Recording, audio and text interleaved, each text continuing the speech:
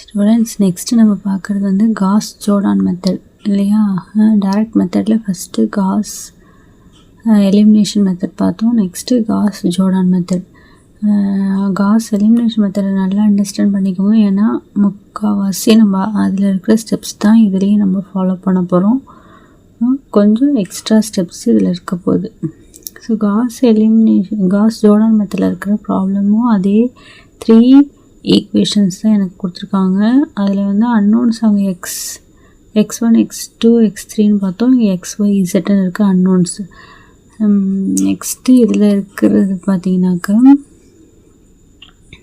Cos எலிமினேஷனில் இந்த triangle நான் இங்கே காட்டுறேன் பார்த்தீங்களா, மேட்ரிக்ஸில் இந்த ட்ரையாங்கிள் போர்ஷனை 0 ஆக்குவோம். ஆனால் இங்கே காஸ் ஜோர்டானில் எக்ஸ்ட்ராவாக அப்பரில் இருக்கிற ட்ரையாங்கிள் போர்ஷனையும் என்னவாக்கணும், 0 ஆக்கணும். ஸோ எங்கே மட்டும்தான் எனக்கு வேல்யூஸ் இருக்குன்னா இந்த டயகனலில் மட்டும்தான் வேல்யூஸ் இருக்க போகுது இந்த காஸ் ஜோர்டான் மெத்தடில். ஸோ அதே ஸ்டெப் பை ஸ்டெப் ப்ராசஸ் தான் பாருங்களேன். கிவன் சிஸ்டம் ஆஃப் ஈக்குவேஷன்ஸை மேட்ரிக்ஸ் ஃபார்மாக எழுதிக்கிறோம். அதுலேருந்து ஆகுமெண்டட் மேட்ரிக்ஸ் எழுதினதுக்கப்புறமா ஃபஸ்ட்டு காலத்தில் இருக்கிற பிவோட் எலமெண்ட்டை கண்டுபிடிக்கணும். பிவோட் எலமெண்ட் எனக்கு ஃபர்ஸ்ட் ரோலையே இருக்கிறதுனால இங்கே நம்ம இன்டர்சேஞ்ச் பண்ணுன்ற அந்த ஸ்டெப்பு இங்கே இல்லையா. ஸோ ஒன்று மட்டும் நான் பண்ணணும். அந்த பிவோட் எலிமெண்ட்டை என்ன ஆக்கணும், 1 ஆக்கிக்கிறேன். அங்கே நமக்கு 1ஆகவே இருந்துச்சு, இங்கே நமக்கு 10 இருக்கிறதுனால 1ஆக மாற்றிக்கிறேன். 1ஆக மாற்றணுன்னா என்ன பண்ணணும், அதே 10ஆல் டிவைட் பண்ணணும். அதாங்க எழுதியிருக்கோம். R1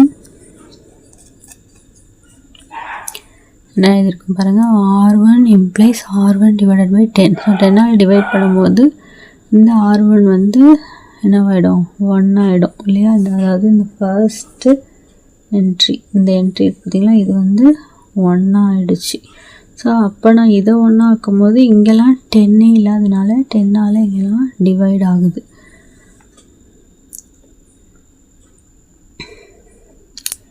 ஸோ நெக்ஸ்ட்டு வந்து என்ன பண்ணணும், இந்த 2 என்ட்ரி 0 ஆகணும் இல்லையா. அதுக்கு என்ன பண்ணணுன்னாக்க ஃபஸ்ட்டு காலத்தில் இருக்க இந்த 2 என்ட்ரி 0 ஆக்கிறதுக்கு ஃபர்ஸ்ட் ரோவை யூஸ் பண்ணிப்போம். ஸோ இங்கே எனக்கு 2 இருக்குது. 2 எப்போ 0 ஆகும், இங்கே 2ஆல் மல்டிப்ளை பண்ணி இதில் இதை சப்ட்ராக்ட் பண்ணுது. அப்படி இல்லைனா -2ஆல் மல்டிப்ளை பண்ணி இது 2ஐயும் ஆட் பண்ணும்போது அதான் இங்கே எழுதியிருக்கோம் பாருங்கள். R2 implies R2 minus 2R1. அதே மாதிரி இங்கே இருக்கிற 1 எப்போ 0 ஆகும், மைனஸ் பண்ணும்போது இல்லையா. R1 minus 1. ஸோ அதான் இங்கே இருக்கும். R3 minus R1 தான் எனக்கு வரக்கூடிய R3. ஸோ இந்த ரஃப் ஒர்க்கை தான் நம்ம இங்கே போட்டு காமிச்சிருக்கிறோம் இல்லையா. இங்கே சைடில் இருக்குது, செக் பண்ணிக்கலாம். ஸோ ஏற்கனவே போட்ட மாதிரி தான் இல்லையா. ஸோ நீங்கள் கொஞ்சம் ஒர்க் பண்ணணும், போட்டு பார்க்கணும். இங்கே போட்டிருக்கிறது இந்த 49/5 இங்கே வந்துட்டுல இது கரெக்டாக அப்படின்னு சொல்லிட்டு செக் பண்ணி பாருங்கள். நம்ம அங்கே சைடில் போட்டும் காமிச்சிருக்கிறோம்.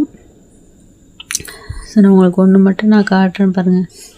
ஸோ R2ல் அந்த என்ட்ரிஸ் அந்த 49/5 இருக்குல்ல, அது எப்படி வருதுச்சுன்னு பாருங்கள். 10 minus 2/10 இல்லையா. ஏன்னா 2ஆல் மல்டிப்ளை பண்ணும்போது 1/10 வந்து 2/10 ஆகிடுது. That is equal to 1/5 எழுதிக்கலாமா. ஏன்னா 2 வந்து 10ஆல் கேன்சல் பண்ணும்போது 1/5 வந்துடும். ஸோ அப்போ எல்சிஎம் என்ன, 5 தான் எல்சிஎம். ஸோ 5 நீ காமன் எல்சிஎம் இருக்கும். இங்கே 5 இல்லாதனால மேலே 50 minus 1/5 வரும். So therefore 49/5. அதே மாதிரி அடுத்தது 1 minus 2/10. that is equal to 1 minus 1/5. that is equal to 5 minus 1/5. that is 4/5. So இதே மாதிரி அடுத்த தேர்ட் ரோவில் என்ன நடக்குதுன்றது இங்கே போட்டிருக்கோம் சரியா. ஸோ இப்போ ஃபஸ்ட்டு காலத்தில் இருக்கிற அந்த 2 என்ட்ரி 0 ஆகிடுச்சு. இப்போ நான் என்ன பண்ணணும், யூஸிங் செகண்ட் ரோ நான் என்ன பண்ணணும், இந்த 9/10 இருக்குது பார்த்திங்களா, அந்த பிளேஸையும் 1/10ஐயும் 0 ஆக்கணும். அந்த 2 நம்பர்ஸையும் 0 ஆக்கணும். அதுக்கு நான் ஃபஸ்ட்டு பிவோட் எலிமெண்ட்டை ஃபைண்ட் பண்ணோம் இல்லையா. ஃபஸ்ட்டு காலத்தையும் ஃபஸ்ட் ரோவையும் ஹைட் பண்ணிவிட்டு அதே அந்த எலிமினேஷனில் பண்ணது அதே ஸ்டெப் தான். இந்த 1 அதாவது இந்த 1 இந்த 9/10 இது ரெண்டுத்துல எது பெரிய நம்பர்னு பார்க்கணும். நமக்கு நல்லாவே தெரியும் ஃப்ராக்ஷன் தான் சின்னது. 1 கம்பேர் பண்ணும்போது ஃப்ராக்ஷன் எல்லாமே சின்னதாக தான் இருக்கும். So 1 is the largest number comparing with என்னது 9/10. அப்போ அந்த 1 தான் பிவோட் எலமெண்ட். நமக்கு அதை மேக் பண்ண 1ஆக அதை நான் மாற்றுவேன் இல்லையா, இங்கே 1ஆகவே இருக்கிறதுனால நான் 1ஆக அதை கன்வெர்ட் பண்ணணுன்ற அவசியம் இல்லை.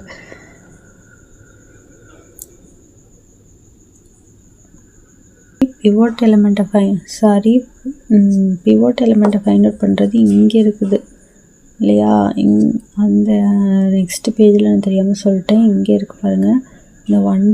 இந்த இதை பார்க்கக்கூடாது, இது ரெண்டுத்தில் தான் இல்லையா. ஃபஸ்ட்டு காலத்தையும் ஃபஸ்ட் ரோவையும் என்ன பண்ணிக்கணும், ஹைட் பண்ணிவிட்டு இந்த 2 என்ட்ரியை பார்க்கணும். இந்த 2 என்ட்ரியில் எது வந்து பெரிய நம்பர்னால் 49/5 தானே பெருசு. ஸோ அதை சர்க்கிள் பண்ணிவிட்டு இந்த பிளேஸை இப்போ என்னென்னா பார்க்கணும், 1 ஆக்கிட்டு யூஸிங் தி செகண்ட் ரோ நான் இந்த பிளேஸையும் இப்போ 0 ஆக்க போகிறேன். இது எப்போ 1 ஆகும், இதனுடைய ரெசிப்ரோக்கல் 49/5 ரெசிப்ரோக்கல் என்னது 5/49. ஸோ 5/49 இந்த ஹோல் ரோவையும் செகண்ட் ரோவையும் இப்போ நம்ம என்ன பண்ண போகிறோம், டிவைட் பண்ண போகிறோம். ஸோ 49/5 எப்போ 1 ஆகுனாக்க அதனுடைய ரெசிப்ரோக்கலால் மல்டிப்ளை பண்ணும்போது சொல்லலாம், அப்படி இல்லைன்னா அதே நம்பரால் டிவைட் பண்ணும் போதுன்னு சொல்லலாம். இங்கே நம்ம என்ன பண்ண போகிறோம்னாக்கா ஆக்சுவலாக நம்ம இங்கே என்ன எழுதியிருக்கோன்னா அதே நம்பரால் டிவைட் பண்ணணும் அப்படின்னு சொல்லிட்டு எழுதியிருக்கோம். அதே நம்பரால் டிவைட் பண்ணுறதுன்னு என்னது 5/49 மல்டிப்ளை பண்ணுறதுன்னு அர்த்தம். ஸோ அப்படி பண்ணும்போது 5/49 மல்டிப்ளை பண்ணும்போது இந்த மாதிரி கிடைக்கும், இங்கே இந்த மாதிரி கிடைக்குது. ஸோ இப்போ பேக் சைடில் இருக்கிற அந்த பேஜையும் இதையும் கம்பேர் பண்ணி பாருங்கள். ஸோ நெக்ஸ்ட்டு இந்த பிளேஸ் இப்போ 1 ஆகிடுச்சு.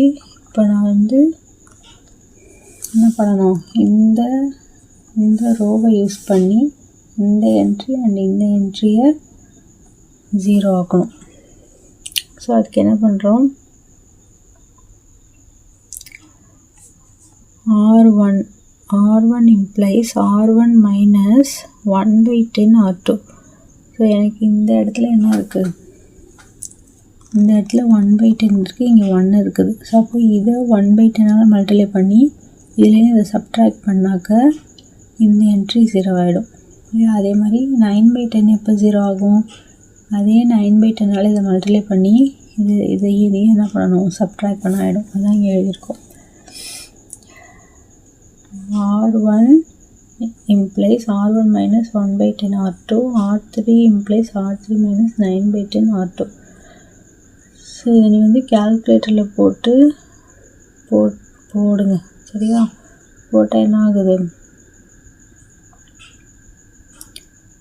இது எப்படி போடுவீங்க, 1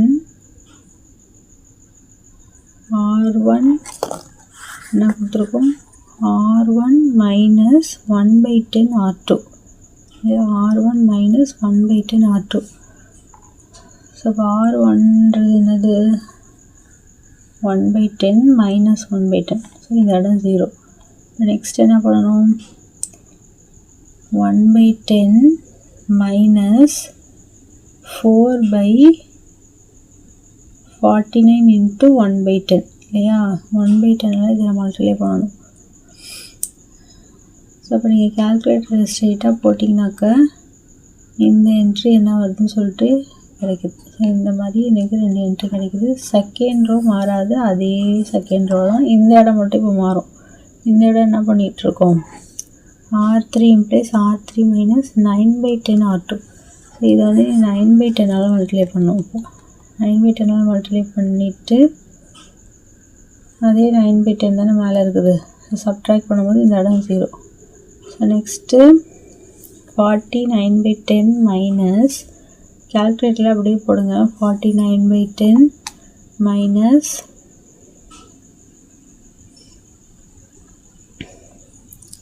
நீங்கள் ரஃப் ஒர்க்கில் போட்டு காட்டியிருக்கோம் பாருங்கள். ஸோ இங்கே கீழேயே ரஃப் ஒர்க் இருக்குது. இதை நீங்கள் அப்படியே கால்குலேட்டரில் போய் சப்ஸ்டியூட் பண்ணிங்கனாக்கா உங்களுக்கு ஆன்சர் வந்துடும். இந்த மாதிரி டெசிமலில் வருது ஆன்சர், அப்படியே வச்சுக்கோங்க. ஸோ இங்கே என்ன பண்ணுறோன்னாக்கா, ஸோ இப்போ எனக்கு என்ன ஆயிடுச்சு, இந்த ட்ரையாங்கிள் ஷேப் ஏரியா 0 ஆகிடுச்சு. அப்படி மாற்றும் போது நீங்கள் இங்கே 2 இடத்துலையும் சேம் வேல்யூஸ் கிடைக்கிறதுனால நான் என்ன பண்ணிக்கிறேன்னாக்கா இந்த மாதிரி பண்ணிக்கிறேன். R3 implies R3 divided by அந்த நம்பரால் டிவைட் பண்ணாக்கா இந்த 2 என்ட்ரியும் ஆட்டோமேட்டிக்காக 1 ஆகிடுது. இப்போது இந்த ட்ரையாங்கிள் போர்ஷன் 0 ஆகிடுச்சு. இப்போ நான் என்ன பண்ணணும், இந்த ட்ரையாங்கிள் போர்ஷனை இப்போ நான் 0 ஆக்கணும் இல்லையா. இந்த ட்ரையாங்கிள் போர்ஷன் 0 ஆகணும். அதில் இந்த என்ட்ரி 0 ஆகிடுச்சு. இப்போ இந்த 2 என்ட்ரி 0 ஆகணும். இது எங்கே இருக்குது, ஃபஸ்ட் காலம், செகண்ட் காலம், தேர்ட் காலத்தில் இருக்கிற இந்த 2 என்ட்ரி. எப்படி இங்கே ஃபஸ்ட்டு காலத்தில் இருக்கிற இந்த 2 என்ட்ரி 0 ஆகிறதுக்கு என்ன பண்ணோம், ஃபஸ்ட்டு ரோவை யூஸ் பண்ணிட்டோமோ அதே மாதிரி தேர்டு காலத்தில் இருக்கிற இந்த 2 என்ட்ரி 0 ஆக்கிறதுக்கு தேர்டு காலத்தை யூஸ் பண்ணிக்கணும். ஸோ தேர்ட் காலத்தில் என்ன இருக்குது, 1 இருக்குது. இப்போ அதே நம்பரால் நீங்கள் மல்டிப்ளை பண்ணி சப்ட்ராக்ட் பண்ணால் ஆட்டோமேட்டிக்காக 0 ஆகிடும். அதான் இங்கே எழுதியிருக்கோம், R1 implies R1 மைனஸ் அதே நம்பர் எழுதியிருக்கோம் பாருங்கள், 0.0918 இன்ட்டு R3. அதுமாதிரி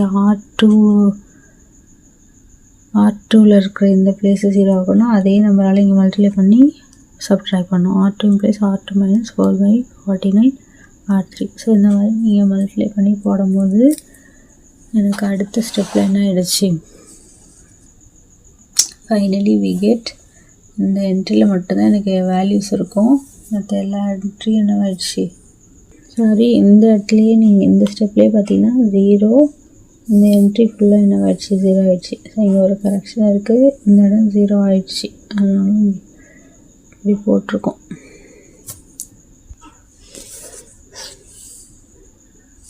ஸோ இங்கே நீங்கள் என்ன பண்ணுறீங்க, 0.0918ஆல் R3ல் மல்டிப்ளை பண்ணி ஃபஸ்ட் ரோவில் சப்ட்ராக்ட் பண்ணுறீங்க. இப்போ இந்த இடம் 0 ஆகிடும் இல்லையா, நான் அதே நம்பரால் நீங்கள் மல்டிப்ளை பண்ணும்போது இங்கே 0 ஆகிடும். ஆனால் இங்கே என்ன ஆகுது, இங்கே எனக்கு ஆல்ரெடி என்ன இருக்குது, 1.0918, இங்கே 0.0918, இங்கே 1.0918. இப்போது நீங்கள் இதுலேருந்து சப்ட்ராக்ட் பண்ணுற மாதிரி வரும். இதுலேருந்து இந்த சப்ட்ராக்ட் பண்ணும்போது எனக்கு ரிமைனிங் என்ன கிடைக்கும், 1 மட்டும் தான் கிடைக்கும். இதெல்லாம் கிடையாது. ஸோ இப்போ எனக்கு மேட்ரிக்ஸ் ஃபார்மாக நீங்கள் எழுதிங்கன்னா இந்த மாதிரி கிடைக்கும். இதுலேருந்து அப்படியே மல்டிப்ளை பண்ணுங்கள், மேட்ரிக்ஸ் மல்டிப்ளிகேஷன். இது அப்படியே இதோட மல்டிப்ளை பண்ணிங்கன்னா x1 = 1. அதே மாதிரி செகண்ட் ரோ அப்படியே இதை மல்டிப்ளை பண்ணிங்கன்னா எனக்கு y மட்டும் தான் கிடைக்கும். y = this one. And third row with again matrix multiplication பண்ணும்போது z = this one. ஓகேவா, இதை மல்டிப்ளை பண்ணாக்க எனக்கு இந்த என்ட்ரி 1 கிடைக்கும். இதுலேருந்து இதை மல்டிப்ளை பண்ணும்போது இந்த என்ட்ரி கிடைக்கும், மல்டிப்ளை பண்ணும்போது இந்த entry. Therefore the solution is x = 1, y = 1, z = 1. So இதே மாதிரி ஒரு மாடல் ப்ராப்ளம் இருக்குது. அதே காஸ் ஜோர்டான் மெத்தட் யூஸ் பண்ணி போடுறது. அந்த ப்ராப்ளத்தை நீங்கள் ட்ரை பண்ணுங்கள்.